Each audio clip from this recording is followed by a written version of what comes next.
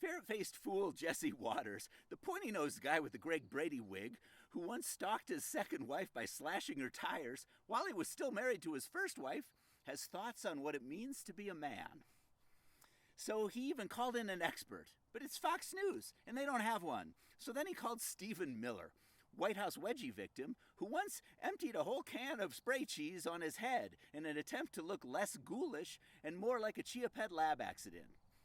They both agreed that Ken Paxton, a serial adulterer whose wife is divorcing him on biblical grounds, is the man Republicans should embrace as a Texas senator. And that embrace should be warm, moist, and manly.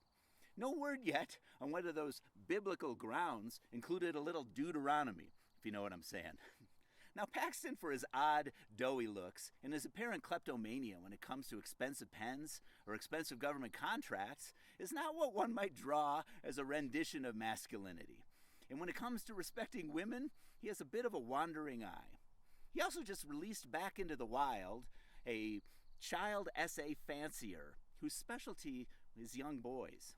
But we're talking about a Republican Party that worships a balding doofus who wears makeup, high heels, and a girdle, and lately has been drooling at young, physically fit men ever since his third rented wife left him for her career in emptying movie theaters. What are all these Republicans repressing? They're pretending that a young, normal guy, James Talarico, who quotes the Bible, criticizes corruption, and does normal person things with his girlfriend, is somehow not manly enough. Certainly Republicans like Alex Jones ingest more testosterone, but of course he needs to, and it's not working. I guess he did just lose some weight, the weight of his whole InfoWars empire, which, to be fair, was making him look a little fat.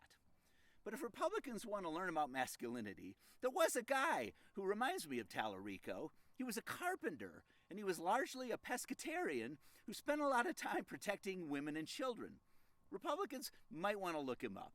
Put your comments and thoughts below. Please like and share. News from the Forest.